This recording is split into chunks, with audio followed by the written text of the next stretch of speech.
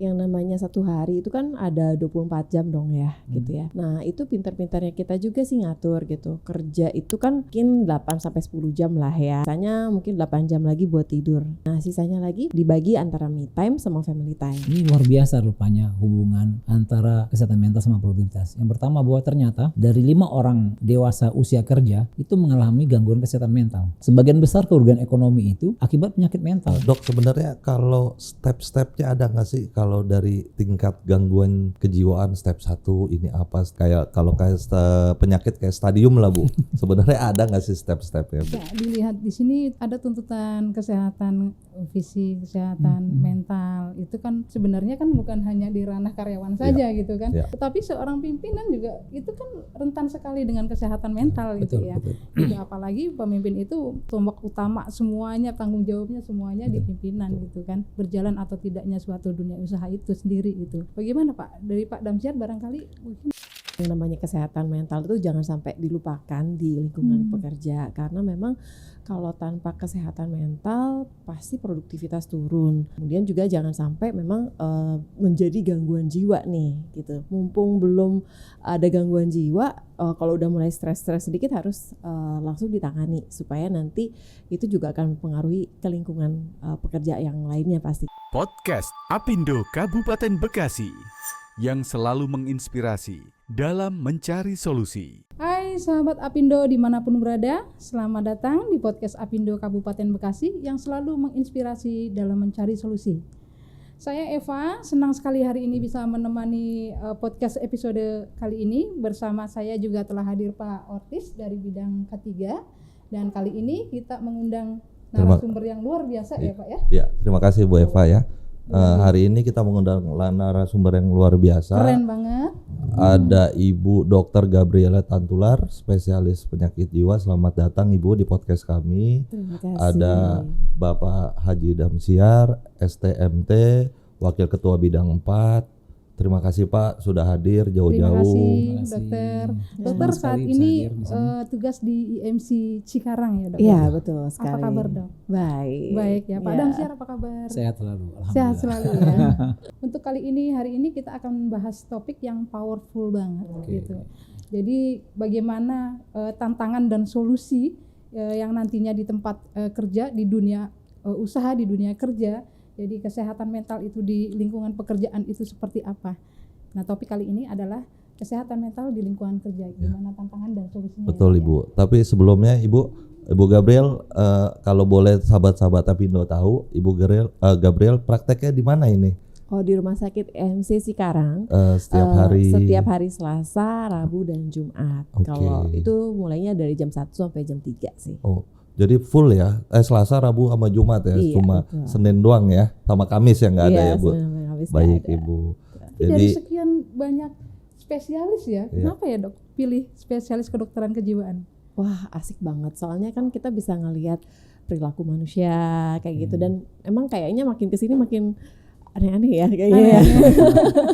Bukan di luaran saja, di dunia kerja pun seperti itu ya Dok ya. Betul pastinya. Betul. Oke.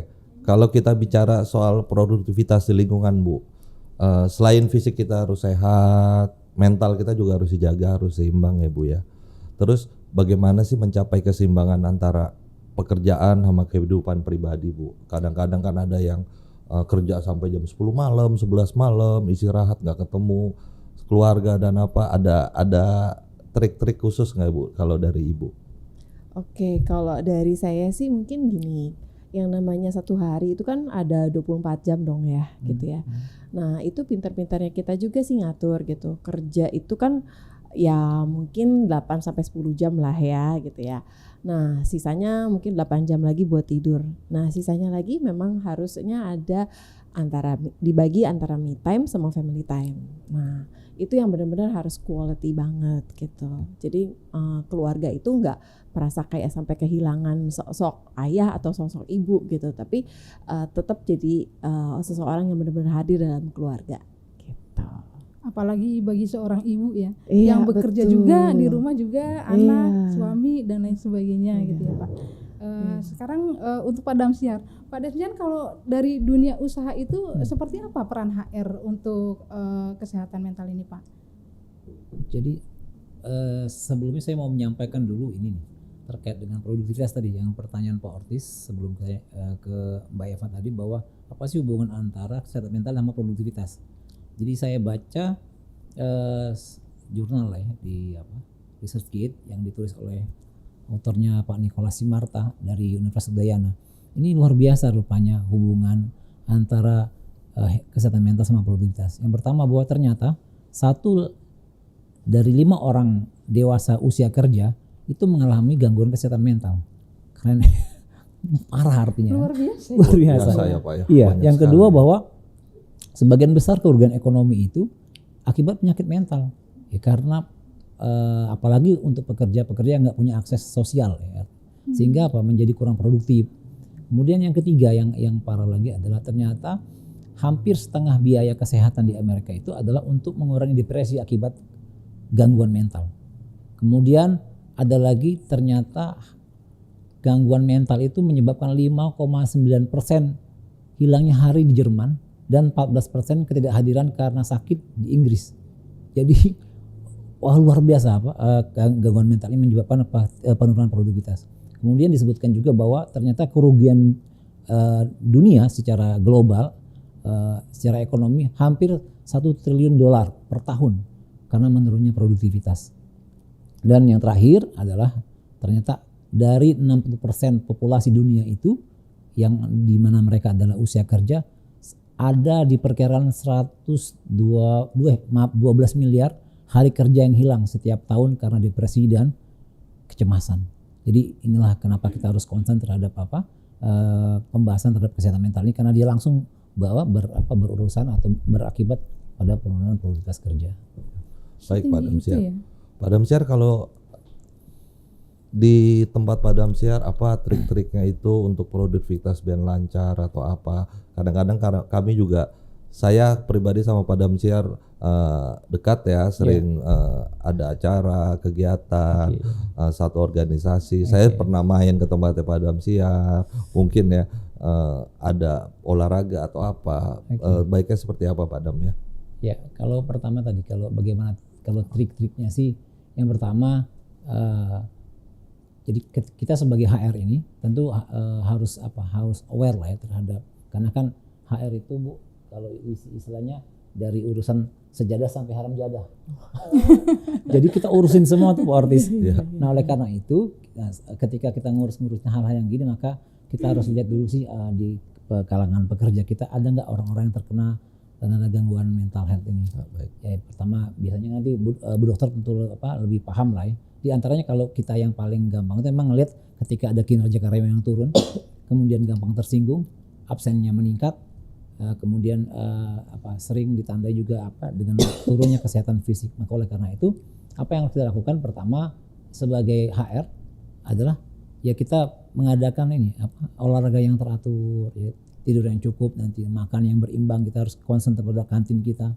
Kemudian bagaimana kita juga ada lembaga aduan ya, supaya teman-teman bisa punya saluran internal ketika mereka punya masalah dan mengembangkan komunikasi yang efektif di kalangan antara pengusaha dengan pekerja.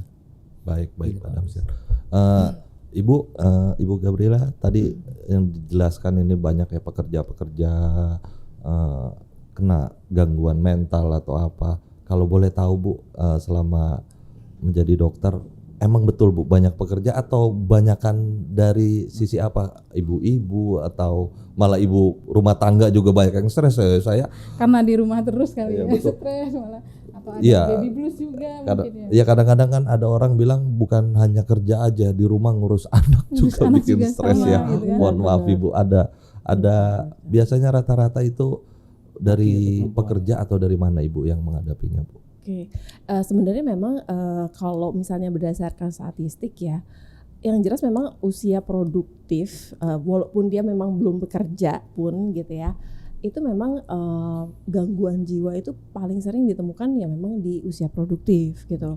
Kalau misalnya di populasinya anak-anak ataupun lansia itu jarang biasanya gitu. Jadi memang kalau di sini karena kita kan memang beda-beda nih ya untuk angka kerjanya, angka kadang-kadang di Indonesia sama di Amerika gitu kan memang workernya angkanya tuh kan berbeda-beda tuh ya gitu. Jadi kalau kita biasanya patokannya memang usia produktif gitu. Oke. Seperti itu. Usia produktif itu masih di bawah 40 tahun. Iya, 20 sampai 45. 20 sampai 45 tahun itu Iya. masih sangat rentan ya. Iya, betul sekali. Tapi Betul. kalau bicara tentang dunia kerja gitu ya, terus kestabilannya, dan sekarang selain kesehatan fisik juga harus ada kesehatan mental. Kalau menghadapi seperti itu, bagaimana menyeimbangkan antara bekerja dengan menyeimbangkan antara ya bekerja tadi dengan kehidupan sehari-hari mungkin untuk menjaga kesehatan mentalnya barangkali. Oke, jadi memang kalau misalnya waktu itu kan kita bisa bagi ya gitu antara misalnya memang kerja sama memang istilahnya kalau sekarang anak-anak keren sekarang tuh me time lah gitu ya. Nah atau mungkin juga kayak waktu untuk hobi, untuk social life-nya gitu. Jadi walaupun mungkin memang kayak cuman sejam sehari gitu ya, tapi itu harus ada gitu loh. Nah kalau misalnya waktu itu cuman dipakai buat kerja tidur pasti angka burnout-nya ini tinggi sekali gitu. Itu sih. Baik, Dok, sebenarnya kalau step-stepnya ada nggak sih kalau dari tingkat gangguan kejiwaan step 1 ini apa, step 2 sampai step yang paling kayak kalau kayak penyakit kayak stadium lah Bu. Sebenarnya ada nggak sih step-stepnya Bu? Oke, kalau misalnya Bahasa kedokteran maksudnya Bu. ya, kalau misalnya memang gangguan jiwa kan udah berat tuh gitu ya. Nah, kalau kita biasanya memang ada yang ringan, sedang, berat nih gitu ya. Nah, kalau misalnya memang dia belum ada gangguan, baru kita bilangnya kayak stres biasa aja lah gitu loh. Nah, kalau yang kayak stres biasa itu biasanya memang belum menunjukkan gangguan jiwa yang berat. Jadi misalnya biasanya cuman kayak perasaan jenuh, terus kayak nggak semangat gitu. Tapi kalau misalnya yang udah gangguan jiwa tuh misalnya sampai ada gangguan tidur, sampai dia misalnya mungkin sering izin dari perusahaan gitu, atau mungkin kayak produktivitasnya menurun nih, kualitas kerjanya menurun nih gitu. Biasanya mungkin bisa ngerjain beberapa tugas sekaligus, nih kayaknya satu aja nggak beres-beres nih gitu. Mulai disebut dia gangguan dari apa Bu? Nah maaf tadi mulai disebut ada gangguan itu. Mulai disebut ada gangguan kalau misalnya memang dia nggak sanggup mengerjakan aktivitas sehari-harinya nih gitu. Jadi biasanya kalau memang dia kerjaannya sehari-hari kayak manajer gitu ya. Nah dia bisa ngatur nih bawahan-bawahannya dengan dengan sistematik, dengan rapi. Nah ini kayaknya mulai banyak nih loss-lossnya. Nah itu udah mulai ada gangguan gitu. Nah dari situ biasanya mungkin kadang-kadang diri sendiri nggak sadar nih, tapi lingkungannya tahu gitu, karena kan biasanya kualitas kerjanya kan ya tahu lah, kita sama-sama tahu gitu. Dia dimulai dari terapi nanti Bu, atau sudah harus mengkonsumsi obat atau apa Bu? Biasanya sih tergantung juga ya, apakah memang nanti akan ada siklus, ada gangguan siklus tidur atau tidak gitu kan. Terus ada gangguan makan, ada misalnya benar-benar aktivitasnya kurang banget. Nah kalau misalnya kayak gitu biasanya kita memang langsung terapi obat. Tapi kalau misalnya masih ya bisa ringan-ringan gitu, kayaknya biasanya kita coba rubah pola hidupnya. Gitu. Oke, baik. Nah, kadang-kadang fisiknya itu sehat, terlihat sehat Iya, gitu ya. betul. Tetapi kadang-kadang itu tadi awal dari gangguan-gangguan itu sendiri sudah tidak ada respect atau tidak ada keinginan untuk melakukan sesuatu gitu. Walaupun itu memang hobi yang biasanya dia mungkin gemari gitu. Biasanya setiap harinya misalnya nge-gym atau nge-game atau yang lain-lain, masa itu mungkin terhambat karena ada kemalasan, ada rasa tidak ingin melakukannya lagi gitu. Lalu jika itu terjadi di dunia produksi misalnya Pak, dunia kerja gitu ya Pak, apa Pak dampaknya Pak, produktivitas bagaimana? Kalau orang-orang seperti itu, padahal tak terlihat juga nih kasat mata gitu. Secara fisik sih sebenarnya dia baik-baik saja, tapi kok nggak masuk gitu. Kok baik-baik saja, tapi kok izin terus, terlambat terus gitu. Itu pasti ada berdampak mungkin di dunia kerja ya Pak ya. Betul. Jadi sebenarnya kalau terkait sama kalau tadi peran HR adalah ketika dia bisa mapping dulu ya Pak. Atau tadi kalau kaitannya sama toxic man itu. Ya, toxic Toxic man ini penting dokter ya. Jadi kita harus mengenali siapa sih orang-orang yang menderita gangguan mental, karena memang dia juga butuh terapi khusus.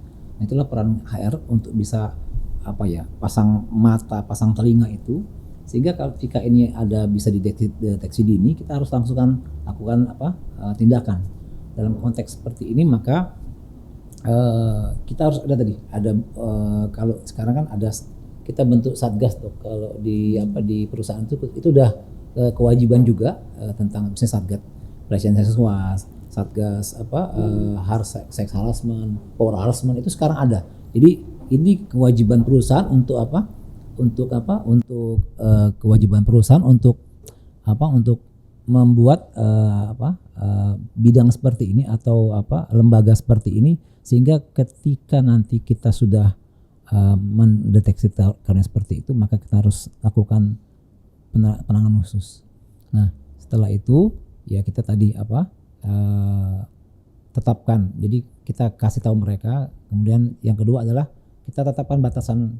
Jadi karyawan itu harus tahu batasan sehat di mana. Karena kadang-kadang kita ini kan ketika kita diberikan pekerjaan yang di luar beban kita, kadang kita nggak merasa wah kita harus berani nolak. Bahkan dalam Undang-Undang 170 Undang K3 yang pertama kali bahwa karyawan berhak menolak ditempatkan di tempat kerja yang tidak aman. Ini penting, pengetahuan ini harus dikasih tahu. Jadi jangan sampai ketika ada karyawan yang ditempatkan di tempat yang nggak sehat, yang nggak aman, yang ada ancaman tinggi, maka dia harus berani menolak. Nah, ini kita harus ajarkan ke mereka. Kemudian fokus pada kinerja dia. Udah kita nggak usah terlalu banyak. Kan kadang-kadang di kantor itu kan ada drama-drama ya Bu, drama drakor ya. Drama ini jabatannya ini segala macam kan itu si gini. Nah itu nggak usah. Jadi kita fokus pada kinerja saja. Kemudian kita ada satgas khusus yang menanganinya. Dan kalau emang ternyata ini kalau terkait sama kalau kita ada istilahnya kalau nggak bisa dibinasakan dokter. Ya, karena efek apel busuk itu kalau misalnya kita orang yang tadi toxic man itu kita taruh di tempat yang ini, kalau ini nggak diterapi maka yang lain akan jadi busuk juga. Nah sehingga terapi ini kalau memang ternyata setelah kita maksimal dan nggak bisa juga, maka ya terpaksa diamputasi dokter. Itu yang kita lakukan daripada nanti menyebar gitu. Eva. Baik Pak. Ya masalah satgas, kalau perusahaan-perusahaan kecil kali belum bisa bentuk satgas, mungkin ada hotline ya Pak yang bisa disambungkan ke HR atau langsung bahkan ke pemilik perusahaan Pak. Karena kadang-kadang hotline ini juga kan takut Pak, kalau siapa yang ngirim pesan nanti takut dia malah diintimidasi dan itu gimana cara pencegahannya Pak? Iya, kalau nggak ada satgas harassment tadi, ya. Karena kalau untuk perusahaan kecil aja Pak, ya. Maka paling tidak ada orang yang ditokohkan, ada yang dituakan. Karena orang Indonesia kan paternalistik ya dokter ya, masih jadi dia harus ada tempat curhat gitu lah. Nah perusahaan harus menunjuk orang ini, atau paling tidak di orang HR-nya adalah orang yang memang, karena kan mental health ini kan lebih ke hati ya, dan makanan nutrisi hati itu adalah agama, ajaran Tuhan lah. Karena ini pasti universal banget. Jadi kadang-kadang kenapa kita mengalami mental health-nya, karena sebenarnya hubungan kita sama Tuhan nggak baik-baik aja gitu loh. Ya paling nggak contoh misalnya kenapa saya nggak naik pangkat, misalnya kenapa saya ini, itu kadang lebih kita nyalain kondisinya. Kadang-kadang kalau orang yang agak lebih ini, ya ini mungkin karena dia banyak introspeksinya, nggak menyalahkan orang lain. Jadi pertama ada orang yang ditunjuk untuk memang sebagai tempat curhat itu, sehingga dia bisa memberikan motivasi yang baik terhadap karyawan tersebut yang bermasalah. Kembali lagi buat Ibu Gabriela ya, sebenarnya kan belum banyak ya Ibu ya di tingkat perusahaan ada psikolog. Kalau menurut Ibu Gabriela itu penting nggak sih sebenarnya ada psikolog? Jadi kita mesti ada pencegahan dini dulu sebelum terjadi, seperti kata Pak Damsiar, kita sudah screening lebih awal. Sebenarnya perlu nggak terus dari IMC atau ada nggak sih kerjasama mengenai ini sih Bu? Oke, kalau menurut saya sih mungkin memang perlu ya untuk psikolog ya. Jadi kalau psikolog dengan psikiater kan memang agak sedikit berbeda ya. Jadi kalau psikolog itu kan memang lebih banyak memberikan konseling gitu. Sedangkan kalau psikiater memang lebih banyak terapinya gitu ya. Nah kalau misalnya memang kondisinya tuh masih bisa diperbaiki, memang sebaiknya sih ada psikolog. Jadi psikolog itu adalah tenaga profesional yang mungkin akan bisa membantu perusahaan untuk bisa mengakses nih status kesehatan mental karyawan, kemudian apakah memang mungkin dari sistem kerjanya yang mungkin mesti diperbaiki gitu. Nah mungkin dari situ psikolog ini bisa berperan untuk memberikan saran nih gitu, sehingga itu nanti akan sangat besar dampaknya dengan kinerja perusahaan juga pastinya. Jadi adanya psikolog itu justru akan membuat perusahaan akan lebih baik pastinya. Kemudian jika dilihat di sini ada tuntutan kesehatan fisik, kesehatan mental, itu kan sebenarnya kan bukan hanya di ranah karyawan saja gitu kan, tetapi seorang pimpinan juga itu kan rentan sekali dengan kesehatan mental gitu ya.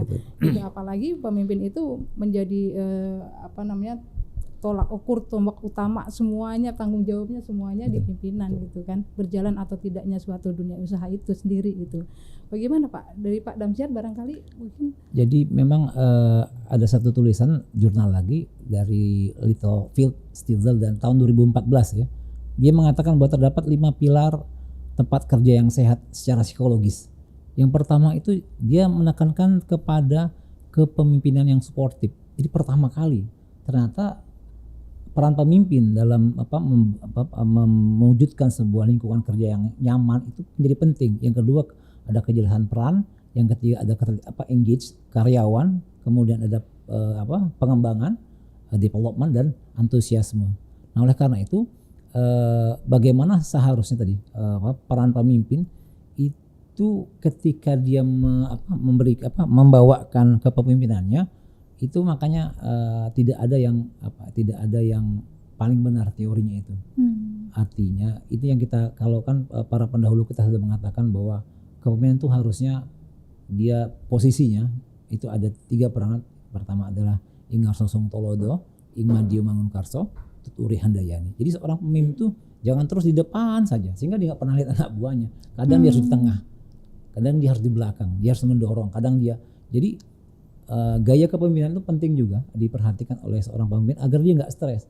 Karena kalau dia dia hanya mengandalkan pola kepemimpinan yang misalnya otoriter, dia nggak pernah mendelegasikan kepada karyawannya. Stres pemimpin yang begini.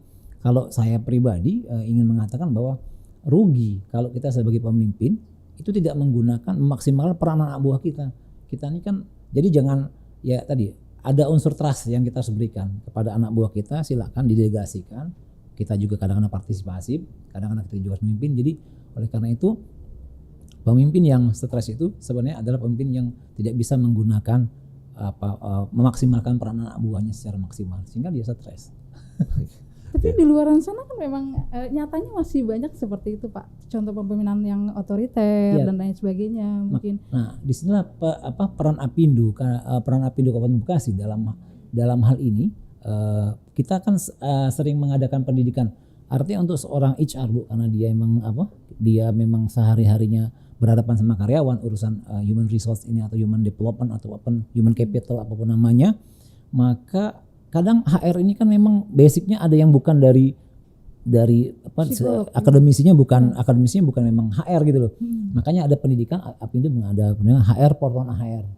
Itu ada. Jadi memang harus dipersiapkan. Nah, kita Apindo mengadakan pendidikan untuk itu. Jadi memang dipersiapkan HR yang memang bukan dari HR. Nah, itu banyak kadang-kadang di perusahaan itu kenapa terjadinya tanda kutip lah kemandulan dalam development karyawan, karena memang si HR-nya tidak bisa memerankan tadi, karena memang pertama basic dia bukan orang HR, yang kedua keilmuan tentang HR-nya kurang sekali, dan yang tentu aplikasinya akan kurang. Jadi oleh karena itu penting kita memang mendudukkan mental health ini itu langsung kaitannya sama kepemimpinan di HR gitu. Ya Pak, kalau untuk kita sebagai HR oke lah Pak, untuk ke bawahnya kita bisa mengatur.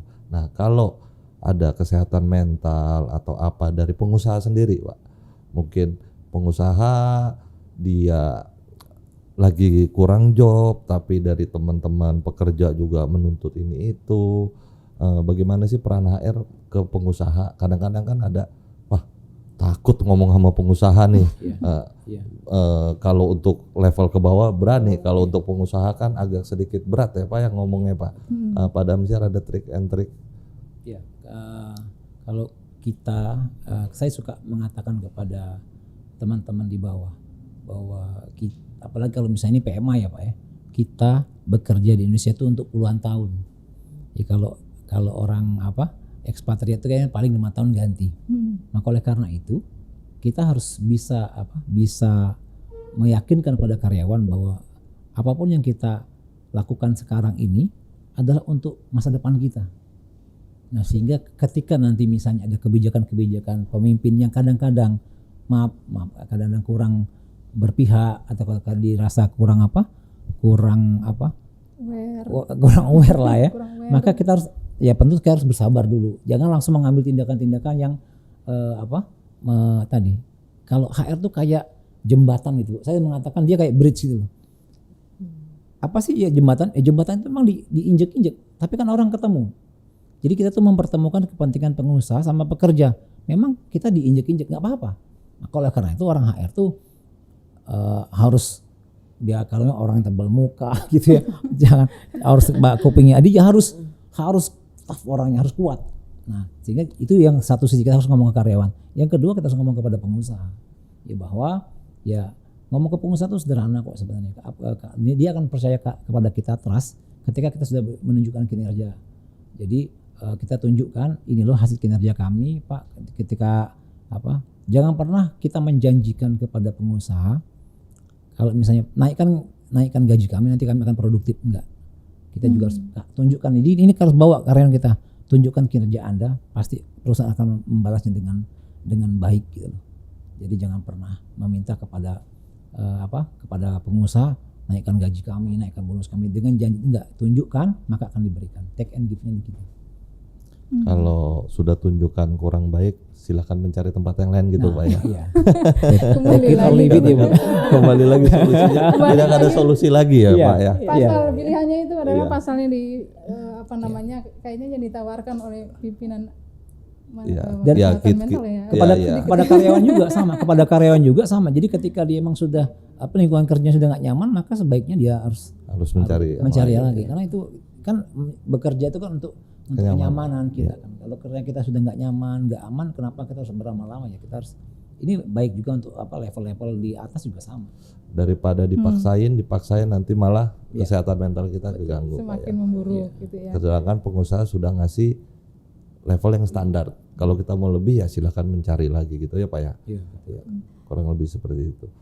Justru tadi kalau misalnya sebagai jembatan kita itu kan kadang-kadang ketemu si A yang di bawah gitu, ketemu pemimpin yang di atas, akhirnya kita yang diinjak-injak, tapi demi bersatunya gitu ya, demi kolaborasi yang bagus, yang sinergis. Tapi kan tetap seorang HR itu pasti juga sangat rentan gitu kan dengan kesehatan mental itu juga gitu. Betul. Kemudian tapi kita juga harus dituntut mengenali ini minimal bisa mengenali atasan atau mungkin nanti karyawan. Kalau karyawan mungkin kita tadi Pak Ortis bisa bicara ke mereka gitu. Kalau atasan kan kita belum mengenal juga. Mungkin dari dokter ada tips khusus untuk mengenali tanda-tanda utamanya gitu, atau tanda-tanda awalnya apa sih gitu. Seorang pimpinan atau pekerjanya ya. Tanda-tanda gangguan jiwa gitu ya, tanda-tanda dininya mungkin ya. Baru depresi atau apa itu tanda. Depresi sama nggak gangguan jiwa deh. Depresi, stres sama apa? Stres, gangguan depresi, gangguan jiwa itu Okay. atau beda cuma kata aja itunya sama atau gimana Dok? Maaf nih Dok. Oke. Jadi kalau depresi itu sudah termasuk gangguan jiwa. Sedangkan kalau stres itu biasanya memang itu yang terjadi sehari-hari dalam hidup gitu loh. Kita kalau nggak stres kita nggak maju loh gitu. Jadi jangan takut sama stres gitu loh. Stres itu adalah terjadi karena memang ada konflik atau ketidaksesuaian antara harapan sama kenyataan nih gitu. Nah kita biasanya dituntut untuk bisa menjembatani atau mungkin bisa menerima bahwa memang kadang-kadang ekspektasi itu nggak sesuai sama kenyataan nih gitu. Nah, tapi kalau misalnya stres ini terus-menerus terjadi tapi tanpa resolusi gitu, kita istilahnya ya, dia masih belum bisa menerima, dia masih menolak, dia masih ekspektasinya terlalu tinggi. Nah, mungkin inilah yang akan berkembang menjadi depresi gitu. Nah, gangguan jiwa sendiri sebenarnya nggak hanya depresi sih, sebenarnya ada yang namanya skizofren, ada yang gangguan cemas gitu, macam-macam deh pokoknya. Tapi yang paling sering terjadi sekarang ini ya depresi sih, depresi sama cemas gitu. Apalagi kalau misalnya pas COVID kemarin ya, itu cemas tuh tinggi banget tuh, sampai 45% orang tuh kena COVID gitu. Kena cemas gara-gara COVID gitu ya. Kadang-kadang para pekerja juga cemas gitu saat ini gitu, 2025 aja sudah berapa Pak yang terkena PHK?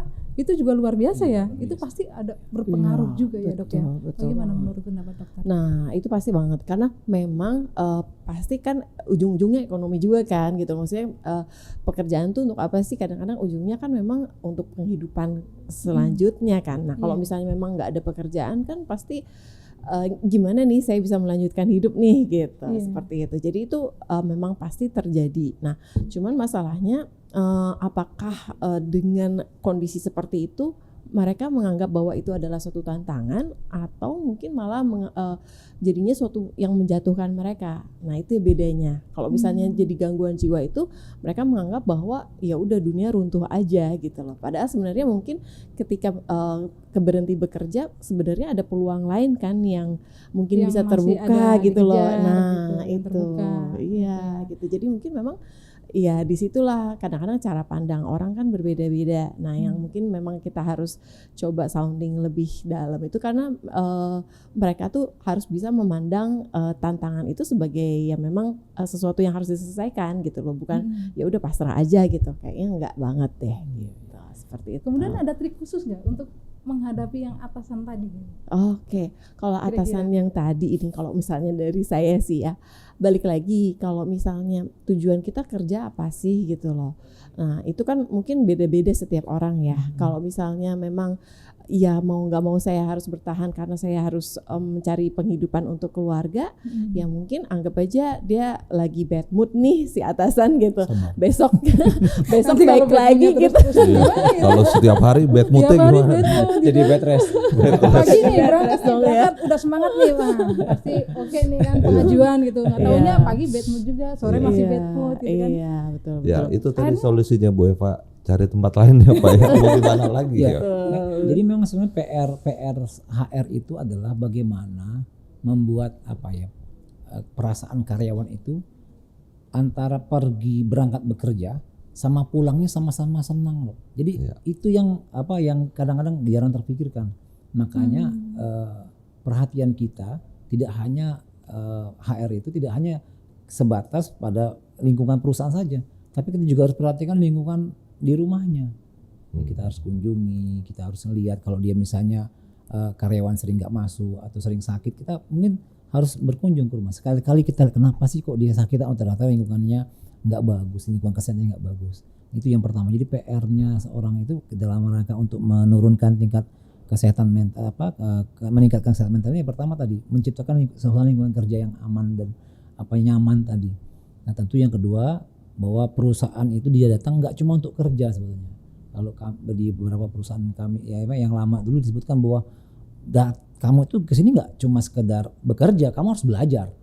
Nah, jadi memang harus dikatakan bahwa ketika orang itu bekerja seolah-olah kan hanya materi Bu ya, bekerja dapat duit. Tapi bagaimana juga dia ada perasaan pengen belajar sehingga dia terus meningkatkan kompetensinya. Yang ketiga bahwa jadikan perusahaan itu juga kayak rumah kedua tadi. Nah, sehingga ada kan kegiatan tadi Pak saya tanya ke saya, ada kan kegiatan-kegiatan positif, olahraga gitu kan misalnya. Nah, ada komunitas. Kalau di kami banyak sekali komunitasnya. Saya tadi sebelum ke sini Bu Dokter, saya mancing dulu nih. Itu ada komunitas mancing. Ada komunitas mancing, ada komunitas sepeda goes, ada komunitas motor, ada komunitas mobil. Nah, sehingga karyawan tuh ketika dia datang itu kadang-kadang ada salurannya, hobi-hobinya, sehingga dia nggak perlu cari keluar atau mungkin jadi kita sibukkan mereka dengan hal yang positif. Ada porseni antar karyawan, ada lagi perlombaan improvement. Nah, sehingga ketika mereka sudah merasa nyaman ada di perusahaan, mereka nggak akan mengikuti kegiatan yang atau misalnya ada bisikan-bisikan negatif Bu yang ngajak, maaf nih, tiba-tiba yuk demo yuk gitu, yuk kita ini nggak, mereka dia sudah nggak melihat itu lagi, nggak bisa ya menjauh secara perlahan, dan ya udah kami akan bela perusahaan ini. Itu yang kita harus dilakukan. Satu yang dibilang itu pekerja adalah aset ya Pak ya. Yang kedua juga nggak serta-merta semuanya bisa diganti dengan uang ya Pak ya. Oh ya, satu yang saya juga ingin, jadi karena ini lebih kepada kesehatan mental, maka berikan kesempatan mereka ibadah agama apapun.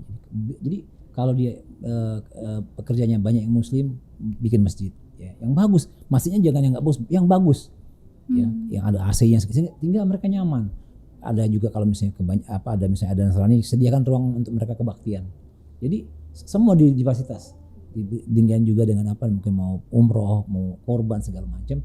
Nah, sehingga mereka mendapatkan bahwa perusahaan saya ini benar-benar care terhadap nggak cuma sekedar memberikan hanya memerintahkan saya bekerja, tapi dia memperhatikan segala. Itu yang kalau ini dilakukan oleh perusahaan-perusahaan, maka saya yakin dan rasa ini akan keterikatan, dan mungkin setahun sekali harus mengadakan survei kepuasan karyawan. Kalau di kami kita lakukan Mbak Eva, jadi kita lihat ternyata kepuasan mereka terhadap perusahaan mereka seperti apa, itu kita bisa ukur, dan dari situ kita bisa mulai perbaikan terkait dengan mental health diantaranya. Itu terjadi pada Mesir di tempat saya pada itu. Kami kan karena nggak terlalu besar, kami pakai musola Pak. Jadi kalau sholat Jumat biasa mereka keluar Pak. Pas semenjak COVID itu mereka kita kasih tempat di dalam untuk sholat Jumat Pak. Itu instruksi langsung dari presiden direktur kami yang saco kami. Itu sangat luar biasa impact-nya sih Pak. Iya, mereka sampai sekarang pun memohon kalau bisa dan nggak keluar lagi, tetap di situ. Oh ya kita kasih Pak. Ya lebih bagus ya Pak ya, kalau di luar itu kan nanti terlambat atau nanti kecelakaan atau apa itu, tapi impactnya sangat luar biasa sih, saling menghargai, saling menghormati, seperti itu Pak. Kami sering meminta kepada karyawan ketika mereka beribadah, jadi jangan cuma doakan diri mereka sendiri, doakan juga perusahaannya, ya, tempat Anda bekerja ini. Itulah kenapa kita dorong mereka untuk ibadah. Jadi sediakan waktu khusus, tempat khusus, jangan seperti ada beberapa perusahaan yang kadang-kadang mau sholatnya susah di bawah tangga Bu, di bawah tangga kecil, kadang itu juga sejadahnya satu perebutan gantian. Aduh, itu yang kadang-kadang nggak manusiawi Bang. Itulah yang kenapa akhirnya kalau sisi itu kita abaikan, maka mereka akan cuma hitungannya materi, nggak ada keikhlasan, nggak ada masanya tawadhu atau nggak ada lagi rasa bahwa nerimo gitu kan ya. Kalau bahasakannya qanaah, ya nggak apa-apa, cukup saya di sini. Jadi nggak untuk ambisinya itu nggak pernah bisa terpenuhi ketika mereka diberikan kesempatan untuk beribadah, karena disitulah mereka cara yang paling bagus untuk membuat mental health mereka itu baik gitu. Baik. Kalau untuk ini Pak Dam, ini kan ada pria dan wanita kalau di tempat kerja. Pasti kan kesehatan mentalnya beda-beda. Kayak contoh shift 2, shift 3 untuk wanita atau apa. Ada trik-trik khusus nggak sih Pak untuk kesehatan mental kita? Kesehatan mental mereka itu dibedakan atau sama aja atau seperti apa Pak kalau gitu? Kayaknya kalau saya ke tempat Pak Damsyir banyakan cowoknya Pak ya. Cowoknya karena ya mungkin kalau dibilang mana yang paling banyak stresnya, tentu perempuan ya Dok ya, karena memang secara mental memang perempuan tuh sangat labil lah gitu. Maka oleh karena itu kita kepada perempuan juga, pada pekerja perempuan kan memang secara undang-undang juga kan, pertama kita untuk memberikan jemputan juga kan nggak boleh naruh di jalan, kita harus capai titik yang terdekat dari rumahnya, itu kewajiban. Yang kedua bahwa ketika pekerja perempuan juga mendapatkan ada istirahat melahirkan, ada istirahat head gitu kan, ini bagian dari perhatian perusahaan terhadap kesehatan mereka, karena ketika orang head itu ketika nggak dikasih istirahat ya istirahat atau ini, maka mereka tentu akan labil banget ketika itu kan katanya macam-macam lah, nggak keruan rasanya. Itu bentuk perhatian. Tapi kalau mereka ternyata normal-normal aja ya kerja. Ini kan makanya dianggap head itu bagian dari yang sakit. Ya. Oke. Terakhir Bu Gabriela, saya dari IMC nih Bu ya. Dari IMC saya juga MM 2100 sekarang untuk pelayanan tingkat BPJS-nya atau apa itu kan luar biasa sekali. Terima kasih pelayanan IMC. Ibu ada hal-hal yang lain mau disampaikan untuk IMC seperti apa? Saya akuin dari pelayanannya dari MM 2100 sekarang luar biasa Bu, tidak membeda-bedakan mana pasien A, pasien B. Ada yang lain mau disampaikan Bu untuk IMC Bu? Oke, kalau dari saya sih mungkin rumah sakit IMC ini kan bukan rumah sakit baru ya, dia udah kayak 10 tahun yang IMC Cikarang nih gitu. Jadi dari 10 tahun kita beroperasional itu kan memang kita udah ngalamin masa-masa awal-awal sepi-sepi gitu kan, sekarang udah mulai banyak. Tapi memang dari dulu kita memang punya prinsip kayaknya kita nggak mau beda-bedain pasien ya, mau dia mungkin dari jaminannya BPJS, mau asuransi, mau umum, itu tetap sama sih pelayanannya. Nah, yang jelas memang kita punya niatan dari hati itu kita akan melayani sepenuh hati sih. Gitu. Jadi barangkali khusus untuk anggota Apindo juga boleh lah nanti untuk konsultasi semua Bu ya. Boleh. Atau tiap-tiap perusahaan, nggak apa-apa ini psikolognya satu-satu. Ada di beberapa perusahaan tuh ya seminggu prakteknya ada 1 hari memang ada dia datangkan psikolog. Iya. Itu ada seminggu sekali itu ada datangnya psikolog. Jadi karyawan yang memiliki masalah mental health itu ada waktunya itu. Saya lupa perusahaan apa pernah berkunjung, saya dikenalkan ini dokter psikolog. Oh keren nih saya bilang nih. Itu boleh juga tuh kita kita minta kita propose ke situ coba deh. Ya. Pak Padam, kebetulan ini kita lagi podcast kan Pak. Ya kita di bidang K3 dan lingkungan hidup Pak. Kebetulan kita nggak cuma di K3 dan safety, kita di lingkungan ya Pak ya. Betul. Ada sedikit tips-tips Pak sebagai wakil ketua Pak. Ya, yang pertama tentu kami menghimbau ya kepada seluruh perusahaan yang ada di Kabupaten Bekasi, pada khususnya dan kepada seluruh perusahaan di Bekasi atau di seluruh Indonesia lah. Pertama, kami berharap lah mereka bisa dimanapun kabupaten kotanya bisa join menjadi anggota Apindo ya, karena Apindo ini sangat concern terhadap hal-hal yang terkait dengan keberlangsungan usaha dan kenyamanan bekerja. Maka oleh karena itu kita kan ada bidang-bidang Pak Ortis. Nah, bidang Pak Ortis atau bidang yang saya selama ini tekunin bidang K3 dulu produktivitas, keadilan lingkungan ini kan satu kesatuan sebetulnya ya.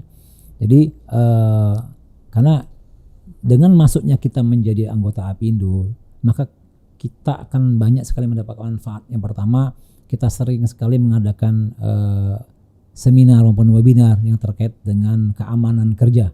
Ya, kita pertama tentu bagaimana kita dudukkan kepada regulasinya seperti apa kan. Kemudian kita juga concern terhadap misalnya masalah-masalah yang terkait dengan kesehatan kerja. Nah, ini contoh pada hari ini adalah bagian dari program bidang K3 Kabupaten Apindo, bagaimana kita juga mengenalkan tentang kesehatan kerja dalam arti yang mental health ini. Kemudian kita juga concern juga terhadap lingkungan kerja, apalagi kan sekarang dari Kementerian Lingkungan ya, KLH itu sangat ketat sekali dengan gakumnya, maka kita menghimbau pada seluruh anggota kita, seluruh perusahaan di Kabupaten Bekasi untuk taat kepada aturan-aturan yang ada di K3 ini, K3 lingkungan ya. Jadi dan ini kita banyak sekali juga bagaimana kita ada penanggulangan bencana. Jadi bagaimana penerapan manajemen K3 itu langsung di lapangan, praktek di lapangan. Jadi ini tentu terkait dengan hal-hal yang perlu diketahui oleh seluruh praktisi K3, baik yang karyawannya maupun para ahli K3-nya, baik yang umum maupun yang khusus. Nah, sehingga harapan kita dengan Apindo terus bergerak untuk terus mengampanyekan K3 dan lingkungan ini, tentu kita berharap bahwa kenyamanan bekerja, keamanan bekerja itu bisa terwujud di seluruh perusahaan-perusahaan yang ada di Kabupaten Bekasi umumnya dan anggota Apindo pada khususnya. Karena kita bisa sharing di sini, kita bisa sharing pengalaman dan lain sebagainya. Dan kita juga punya forum K3 yang luar biasa, sangat hidup gitu kan di sana. Kalau ada masalah, ada yang karena di situ ada ahli-ahli K3-nya, Mbak Eva. Ada ahli K3 listrik, ada ahli K3 konstruksi, ada ahli K3 kimia, ada. Jadi siapapun yang bertanya di situ itu bisa langsung dijawab dengan ahlinya. Dan kita saling memberikan sharing pengalaman di K3 di perusahaan masing-masing. Itu program-program kita. Baik. Terima kasih. Oke, Pak baik, Damsyar. terima kasih Pak Damsyar, dokter. Dok, mungkin ada beberapa waktu ke depan bisa menyimpulkan seluruh yang tadi disampaikan barangkali. Closing statement, Closing atau statement-nya. apa seperti Mungkin apa dari untuk dokter ya berkaitan dengan tantangan dan solusinya di dunia kerja ya. Iya. Iya. Ya. Oke, silakan dok. Oke. Kalau dari saya sih mungkin memang yang namanya kesehatan mental itu jangan sampai dilupakan di lingkungan pekerja, karena memang kalau tanpa kesehatan mental pasti produktivitas turun, yang otomatis ujung-ujungnya memang pasti perusahaan juga merugi dong gitu loh kalau misalnya pekerjanya tidak diperhatikan gitu. Nah, kemudian juga jangan sampai memang menjadi gangguan jiwa nih gitu. Mumpung belum ada gangguan jiwa, kalau udah mulai stres-stres sedikit harus langsung ditangani supaya nanti itu juga akan mempengaruhi ke lingkungan pekerja yang lainnya pastinya gitu. Kalau dari Pak Damsyar sendiri? Ya, kita sebagai praktisi HR dan juga sebagai mewakili pengusaha tentunya kita sangat menaruh perhatian terhadap kesehatan mental khususnya pekerja kita, karena sesungguhnya mereka adalah aset yang paling berharga pekerja itu, sehingga baik kebutuhan fisiknya maupun kebutuhan rohaninya itu harus diperhatikan. Dan salah satunya adalah yang penting adalah bagaimana mereka bisa menikmati hasil bekerjanya itu pada waktunya, baik yang sekarang maupun yang nanti. Jangan sampai nanti ketika mereka sudah pensiun, pikun gitu ya, atau stres. Nah itu, jadi kita harus maintain betul sehingga kita harus banyak membuat program-program yang membuat mereka merasa betah bekerja di tempat kita, berangkat kerja senang, pulang kerja senang, berangkat kerja ketemu teman-temannya, ketemu pimpinan yang baik-baik, yang komunikatif, yang saling memberikan support, pulang ke rumah ketemu keluarganya, ketemu anaknya, jadi semuanya happy, dimanapun mereka akan happy. Itu solusinya. Terima kasih. Baik. Luar biasa hari ini. Bagaimana Pak Ortis? Mungkin ada Udah. pesan-kesan barangkali buat Pak Ortis, buat yang di rumah, anggota Apindo atau pemirsa di rumah? Buat teman-teman Apindo, pemirsa di rumah, ya silakan kalau ingin bergabung ya, seperti kata Pak Damsyar, kalau kita mau gabung dengan Apindo Kabupaten Bekasi, nanti bisa di link YouTube atau ada nomor sekretariat akan ditampilkan. Saya rasa itu aja mungkin, Bu. Baik, terima kasih untuk para narasumber, Pak Damsyar, Dr. Gabriel, terima kasih banyak sudah menyempatkan ke Apindo, podcast Apindo. Mudah-mudahan kedepannya itu juga akan ada podcast yang lain yang lebih menarik dari dokter-dokter dari IMC ya dok ya, gitu. Baik, dan untuk sahabat Apindo dimanapun berada, jangan lupa follow IG Apindo Kabupaten Bekasi, subscribe dan like YouTube-nya. Kami pamit undur diri, salam kreatif, produktif dan inovatif. Sampai jumpa di podcast Apindo Kabupaten Bekasi lainnya yang selalu menginspirasi dan mencari solusi. Wassalamualaikum warahmatullahi wabarakatuh. Waalaikumsalam warahmatullahi wabarakatuh. Podcast Apindo Kabupaten Bekasi yang selalu menginspirasi dalam mencari solusi.